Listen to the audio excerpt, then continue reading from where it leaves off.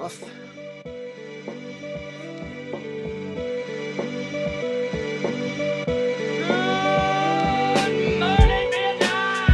What is up, my Gaggle of Geeks, and welcome to this very special review where we're going to be talking about the film that was made but nobody ever heard about it, and a studio tried their damnedest to make sure nobody could see it ever.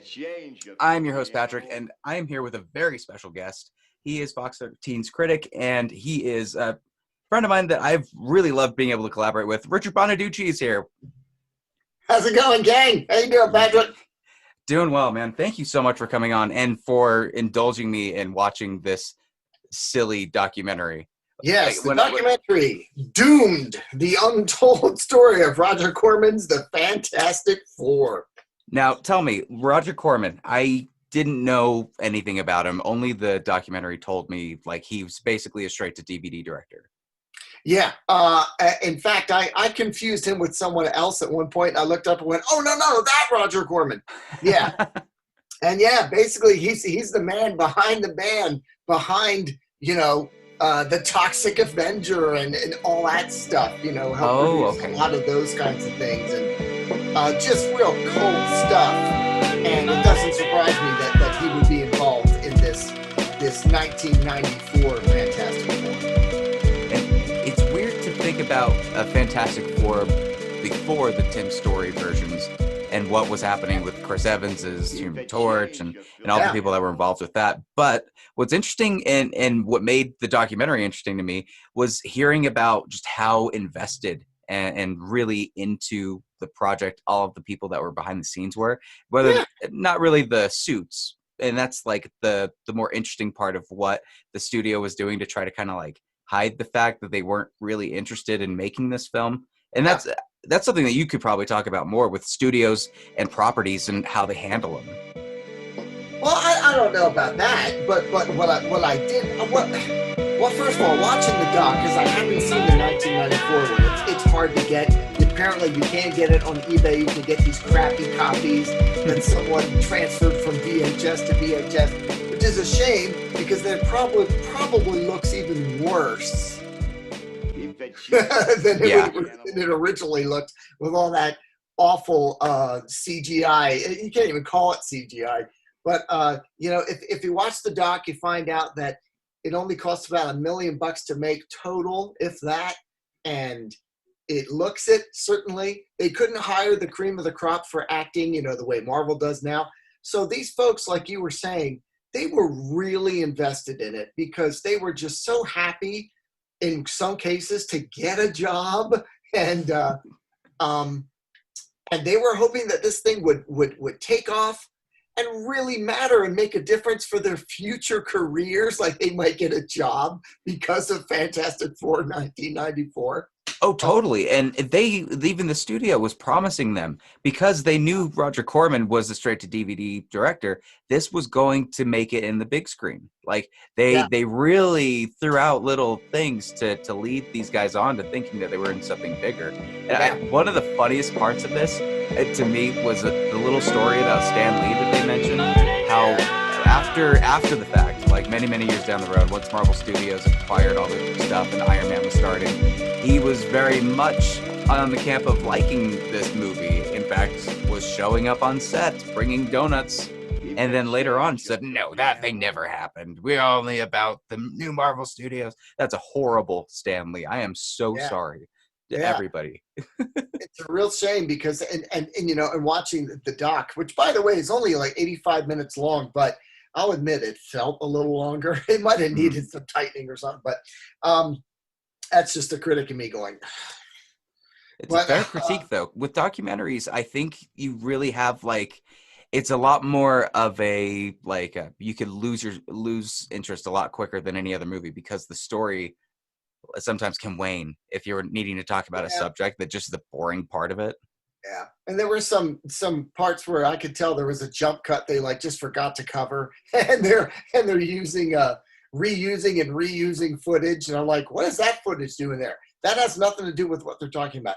Oh, they needed to cover something. Okay, but anyway, the documentary is still really interesting, but it does not, and probably should not, cast Marvel and a lot of those guys in the best of light. Because if they're to be believed, the documentary filmmakers, then these guys really did a number. You know, they were just trying to get their rights back and were doing whatever they had to do it.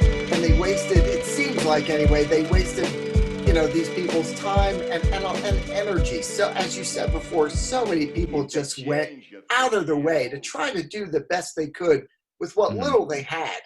And I have to admit, what they showed certainly looked pretty cheesy as far as the effects, even like the hairstyles and the costumes and things. But wow, yeah. It did make me want to see it. I'm like, this actually at least looks like they cared. You know, they were trying. There were some interesting costume choices to be two specifically. You touched on this a little bit with the Thing, how they only had enough in the budget to have one full suit, but they kept two helmets, one to kind of be the animatronic Teenage Mutant Ninja Turtle face. And they were really impressed with that. Like back in the day, they were like, these are fucking effects where you could see the pain in Ben Grimm. And and you're looking at it now, it's like, like this is a really robotic thing. Although I gotta admit, I was going, hey, for 1994 and less than $1 million total. Less than $1 million, right? Not bad. What did you expect, you know? And just, But unforgivable, I think, and I think the actor agrees with me. This is the actor that played Victor Von Doom. They had his costume, and he loved the costume. But this was a Darth Vader situation where they forgot to dub over Darth Vader. They're just like, let's just... I have visions of Bane in my head. And Christopher Nolan's Bane. Yeah. Which is a lot worse in a sense, because, like, Bane was intentional. This might have been more of an oversight. Yeah. But that guy, he's like, hey, anytime you need me to come back and redo it, I'll be happy to redo it. Well, that was my question to you. Do you think there's any salvaging with this? Because some people were saying in the documentary, let's try to like give this to, I don't know, Reddit to see if they could fix the effects. Let's see if we could dub over. First of all, I fully agree. Again, if you've seen the doc, you know, and if you haven't, check it out. I really think it's worth it. But by the end, they're going, hey, we thought this thing was shelved and gone. We tried to find negatives. They were just missing. But we had dubbed something at one point at this warehouse, and this guy apparently made his own dub, and now there's dubs out there. So it's kind of out there. And I think people are interested in seeing it. I know I am, and a lot of fellow geeks are. We would love to, even though we know it's probably bad, we want to just check it out. We're still going to be interested in your eventual Fantastic Four property that you come up with in however many years. I mean, if we're willing to stick around through those 3 frickin' Fantastic Four movies, we'll handle Roger Corman's movie, right? Right. What's the worst that could happen at this point? Right. How much worse could it be? If anything, it could be like a funny, like, let's just put this on Disney Plus and see if anyone notices. Yeah, or like at one point, it's like, oh, whoa.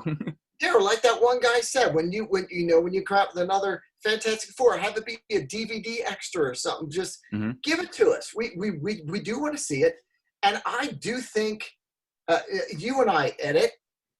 You know, we could. We are of the editing ilk. Yeah, well, I know we could fix a lot of that stuff.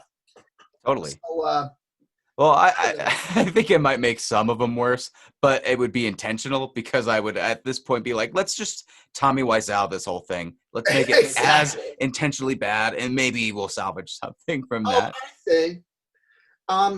Yeah, and in fact, I think it was Dr. Doom who said something like, or the actor who played Mr. Fantastic, who said, put them both on. Like, have the crappy original one, and see if you can fix it if you want, and compare them. But really, in this day and age, where people are trying to find all manner of original footage and behind-the-scenes stuff, and bloopers and all those outtakes, I would gladly watch this Roger Corman produced Fantastic Four from 1994, warts and all. My God, you make such a good point with that too, with it being topical now. Because look at what we're doing as fandom. We're still demanding, like some of us are still demanding a Snyder cut. Some people still believe that a JJ cut exists of Rise of Skywalker. There was the Death of Superman Lives. What happened? That was a great documentary by the late great John Schnepp with Nicolas Cage and Tim Burton's Superman. I think there's something that is very alluring to like nerddom about the projects that could have been, and that's why I liked this documentary, because it's just, you just want to know like what went wrong, what went right, what in this case, just why. And from a studio point of view, they try to keep costs down so their movie can make money. Mm-hmm. How little money do they have invested in this piece of crap? Come on, you're gonna make money off it if you just let us see it. And not only that, there's that theory floating around in the documentary, and it's also kind of a theory. Well, you can tell me if it's a theory or if it's actually true about the latest Fantastic Four, Fan Four Stick, if you want to actually call it by the way it's shown. Yeah, it does look like this first one, the Roger Corman. This was made primarily to keep the rights, right? Apparently, yes. That is the theory. I can't say it's for sure. Yeah, there is at least 2 rumors, and that one is the one that pretty much people are going with. The other one is that, no, it was made, but then when they saw how crappy it was and they heard the rights were going to go back to Marvel, Marvel's like, you know what? We don't want that in the system. We don't want that. We don't want that taste in people's mouths, and shelve that sucker. But I have a feeling the first one is probably the one. What do you think about Fan Four Stick? Like, I'm just going to throw out the speculation. It was really weird how that thing ended up coming together. And then it just never, there was no attempt to salvage. There was no, like, it was just a burning dumpster fire that they just did not want to touch ever again. Well, when the first Fantastic Four came out after 1994, I was okay with the casting at the time. I was like, I don't really care about a lot of these. I didn't know who Chris Evans was really, etc. But I loved Chris Evans as the Torch. I thought he was fun and cocky enough and like pulled that off. I wasn't fantastic with Jessica Alba as Invisible Woman because I don't really get her as much of an actress. I think they got her for her looks, and Ian Grufford's good, but all these other things. But the story, I went, wow, Dr. Doom has like electronic lightning powers? What? And they just totally messed all that up, and they largely sat around and did nothing for a while. And then, it was a whole lot of setup for nothing. Yeah. So then when the second one came out, I thought, okay, they're done with all the origin stuff. Let's go. Hey, Silver Surfer's in it too? All right. Galactus. I want to see a huge purple helmet. I want to see it. Enjoy your fart cloud, Rich. Yeah. Then it was all slapstick and, we're trading powers and anything to get Jessica Alba in her underwear. And why did they give her blue contact lenses? Like it was really important for them to make sure her eyes matched, but nothing else. Yeah. And it was just awful. And then, of course, they redid it again. And I'm going, why do they always paint Reed Richards as this, like, befuddled guy who screws up a lot? And, no, he's one of the smartest guys in the Marvel Universe. They just get everything wrong. So I'm very glad that Marvel's got it. I don't know what they're going to do with it. I don't know. We can speculate the hell out of it. We can speculate. Do you have a casting choice that you'd like for any of them? Everyone's talking John Krasinski and Emily Blunt for Reed Richards and Sue Storm. Oh, yeah. I saw that, and I was like, I'm okay with that. That's a beautiful pairing. They already love each other. And they're great actors. I mean, Emily Blunt. And you know what is really nice about it? Susan Storm is the most powerful person on that team. Her power and what she can do, that's Emily Blunt. After Return to Tomorrow, I think they called it. Was it with Tom Cruise? Live, Die, Repeat, Edge of Tomorrow. So Live, Die, Repeat, whatever they ended up calling it. After her in that, I went, she's got it. She's got that something. That was Captain Marvel. That was Captain Marvel. Like that character, in my opinion, from Live, Die, Repeat, that was Captain Marvel. Yeah. But I'm impressed if she could do more. She deserves a big role, I think. she could absolutely do a really strong, really cool Susan Storm. Those two would be great. The Thing, I don't really know because you're not going to see him long anyway. He'll be Rocky. But Do you see motion capture with that? Like they'll go straight with what they did with Korg? you know, I was going to say Korg looked pretty good. He did. And it's been years since that already. I bet it's going to look even better. But I mean, can we just straight up go crazy and just throw John Cena in it? You know what? I was going to say, I hope they don't do what Ang Lee did for his Hulk, where he went, look, I'll do it, and got a guy that didn't match the size of the thing. Yeah. Ended up not working. Yeah, you need somebody big. And why not? John, look, they've already got all the muscle men in motion capture stuff anyway. Vin Diesel's doing his Groot. Why not throw in one more? Why not get The Rock? Why not get Cena? Whatever, put him in there. But it's Johnny Storm that I really... You know, I think this could happen with him because they're already doing Fast 9, right? Vin Diesel and him. Sure. There's your connection. Yeah. If there's a casting announcement that says that, I'll be pretty happy. That's cool. You know, but what about? You know what I think would be funny? Yeah. Funny Johnny Storm. Ryan Reynolds. Just because his past, Green Lantern and everything. But he's that good-looking, cocky, whatever guy, charming, that you can't help but like, who would absolutely give Ben Grimm shit all the time for how he looks and not care. Yeah. I could totally see that. I can see it. Have you heard any? I've seen one for Zac Efron for Human Torch. I did see that, although I also saw him as Adam Warlock eventually. Ooh, I saw that too. I don't know which one is better for that. I think that would make sense. I don't know if he's necessarily tall enough, but they could play with that. But I think he looks just like him. I think he could do it. Do you watch This Is Us? I don't, but I'm going to try to describe a character in there that I think could be him. I have not seen This Is Us. Let me see. So there's an actor. There's a guy in that plays an actor. Okay. Let me see if I can find the name of him, though. He's blonde. He was in, I believe, A Bad Moms Christmas, if you saw that one. Justin Hartley. Justin Hartley. Justin Hartley kind of has like a cocky look. Okay. As far as his character in that one goes, he's a little bit like conceited and full of himself with like what he's doing with acting and things. So he plays a dick. Yeah. What do you think? Sure.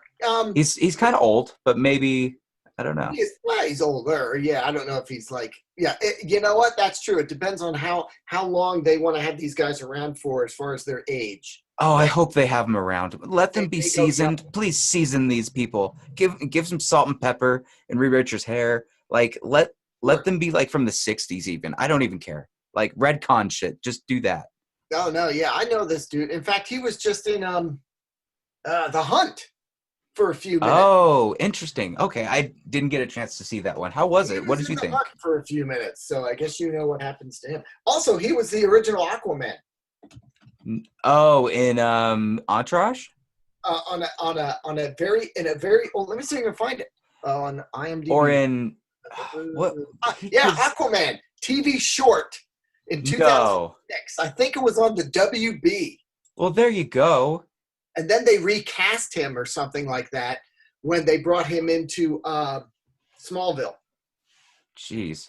Yeah, he didn't even make it into Smallville. But he was Aquaman at one point.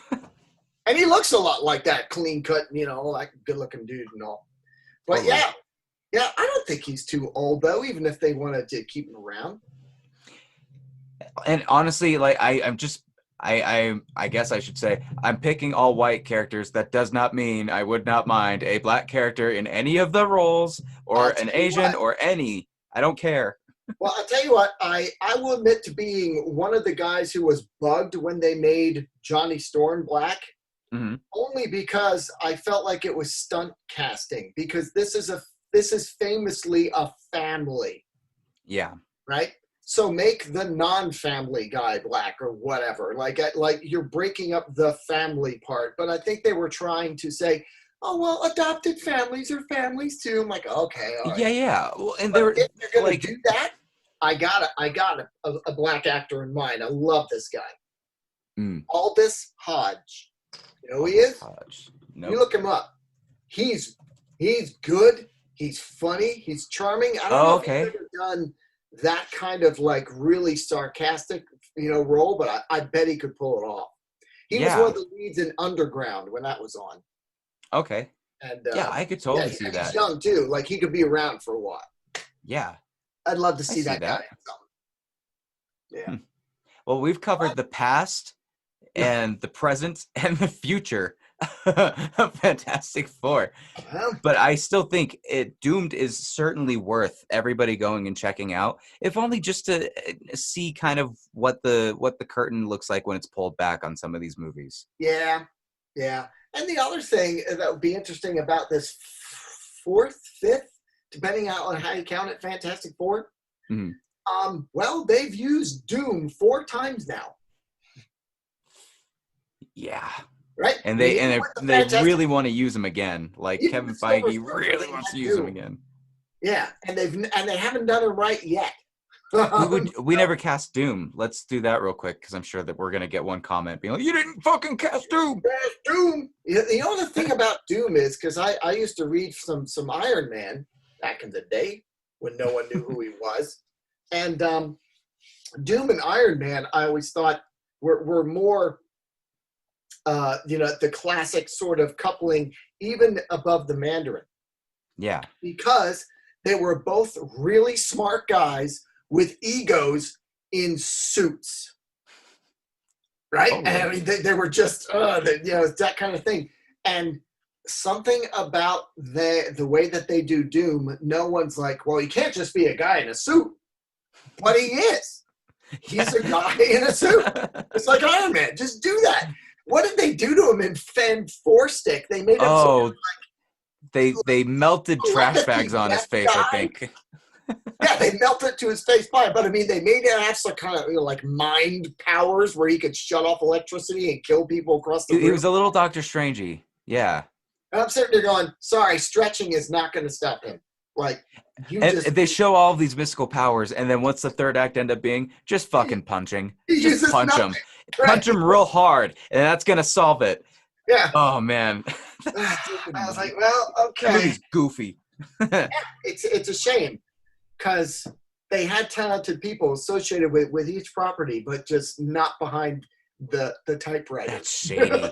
When you think about it, right? Isn't that just like, man, that property, they're just like, let's just fuck with people. Like, we don't want to give this back to Marvel, but we also want to make people feel good about themselves for a minute.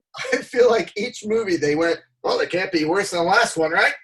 And someone went, hold my beer. And right? I don't know. God. Oh, well. But I am curious because, they have to, if they're going to bring them into the Marvel Universe, and again, X-Men and all that stuff, they have to sort of account for how and why, So they're probably going to have it happen as far as chronologically in the story after all this Thanos stuff. Because if they were around when Thanos happened, well, where the hell were they? Would you tie it into a blip scenario where maybe they were out in like the negative zone when the blip happened, or? I don't know. I tell you something I think is going to happen. I'm sure you're familiar with the Scarlet Witch doing the No More Mutants thing and the whole House of M and all that. Yeah, House of M. Elimination of almost all mutants. I think maybe in the WandaVision series at some point she may do the reverse. She may create mutants. I would love that. Where she just decides everyone should be like me, so then we can stop with this stupid fighting.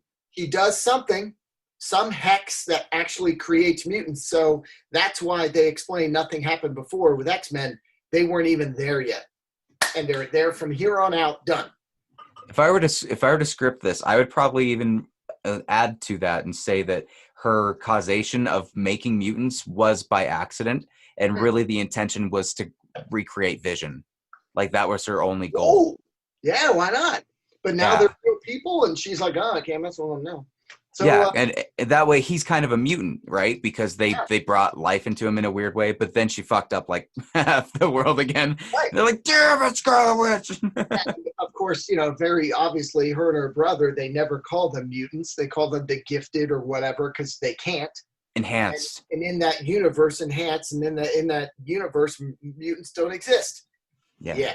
So they can't have the X-Men without mutants existing somewhere, and they got to give them a start point. And it just can't be back there because then where the hell were they? Yep. You know? If they can throw a multiverse in real good, if Doctor Strange and WandaVision can tee off Multiverse of Madness in a way that like from that point on we can be like anything that comes from any universe we can buy into. I could totally see them coming from the past still and it being relevant. Okay, well, and you got Scarlet Witch in Doctor Strange's next movie. Yep. Maybe she does something so that from there on out, you never know. She creates mutants at the end of WandaVision, and then the whole premise of Doctor Strange is to go through the multiverse and try to undo it. And then he realized it can't be undone. And then it's like, well, guess we're here. Guess we're here. Got mutant. But, and in this, whatever this next Fantastic Four movie is, what do you call it? Oh, the Fantastic Four. The Fantastic Four? Because that's just like they're doing the Batman. I have to look it up. Is that what the 1994 one is called? I think it's the Fantastic Four. What if they just put an underline under the? Just a 4. I don't know. Wasn't there like a thing like what were they called back in the day? It was like let's see. Back in the day? Yeah. What you mean? It was like 1994, the Fantastic Four. And then you got Fantastic Four.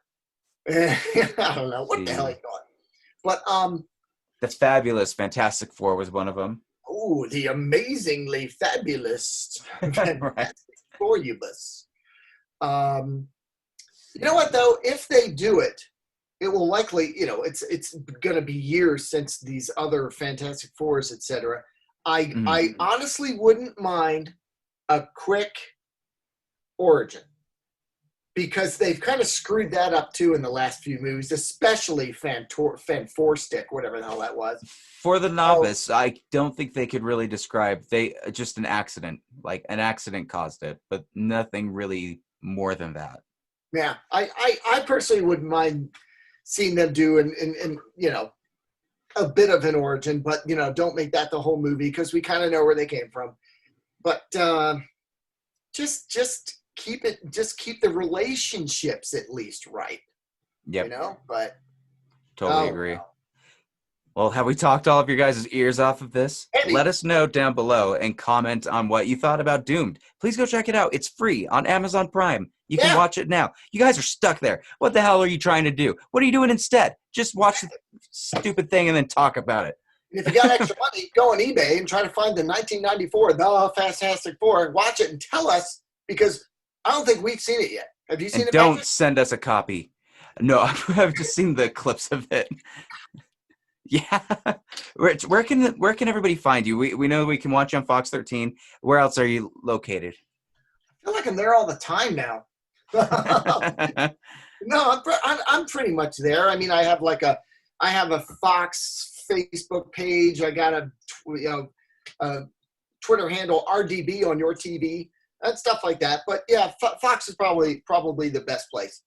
Awesome. And hey, me and you are hopefully going to be joining you on your side with Critically Acclaimed. Critical Mass. Critical Mass. Which is critically acclaimed. We'll say. Close. It will be later. And if this whole coronavirus thing calms down, FanX September. Ooh, yes. Have you? I've still been kind of dancing around what my idea is, but I think maybe this documentary gave me an option. Talking about true, all of the movies that could have been. How about we have a fantastic panel?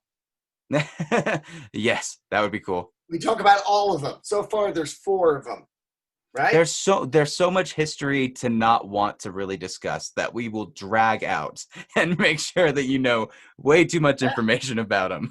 There's so many villains that could be. There's so many really cool storylines and other ones you kind of want to stay away from. Different different authors and different artists take things in slightly different directions, and you can, which one do you go with? I mean, when you have a property that's that old and has that much to mine, you really got to decide what you're gonna go with. And I'd like to hear from more of the diehard Fantastic Four, because I'm not one of them. I want to know from the diehards what they want, because most of the time that's typically the stuff that comes through to all of the other audiences that love. So, well, there was a really interesting storyline. John Byrne of X-Men fame took over a lot of different titles at one point. He took over the Fantastic Four, and he was writing and drawing it and inking it, which is a bad idea. It's not a good inker. Anyway, one of the storylines he came up with was that Ben Grimm is still kind of looking around for a cure because he's still the Thing all the time. Yeah. And he finds some old records, old notes of Reed's from back in the day when they were originally planning that fateful trip when they became the Fantastic Four. And he finds that Reed basically sort of planned it. Interesting. That he had seen the threats that were coming, the galactic threats like Galactus, etc., and thought, we need an Earth, we need a shield around the Earth, we need a force for good, and I think we can do it. And he particularly left the shielding loose and thin in certain areas to hopefully grant them the powers that they had, and literally sort of created the team, because it really is interesting the way they're set up. You have your strong man, you have your flight, you have someone that can make force fields. It's almost like if someone were to make a team, they made one, and he literally made one at the expense of Ben Grimm's humanity. Yeah. And that's what I want to see more of is the destruction of Ben Grimm. They don't really do that too much, or it just was never really he gets over it in like half an hour. Yep. And just once he puts on the suit, it's tough to really like empathize, I guess. But that's a more somber storyline, and we find out later that Dr. Doom planted that evidence to break up the team from within. Like, it's a really cool idea, but Fantastic Four wanted this lighter kind of property until then. Yeah. And it got nasty where Ben Grimm was like going to freaking kill Reed because he took his life, as far as he's concerned, just to have a strong man on the planet. I think that's a viable option. Marvel always likes to change it up a little bit. I think you've got a viable option. Well, but there's tons of different options. I'm just curious where they're going to go. Yeah, absolutely. Well, what we're going to do is go, but I don't know. We're done. All right, guys. Another thing. Yeah. No, we will talk more about other things. Just you wait. And again, thank you guys. Yes, absolutely. Thank you guys again, as always, for watching, and I will see you at the next review.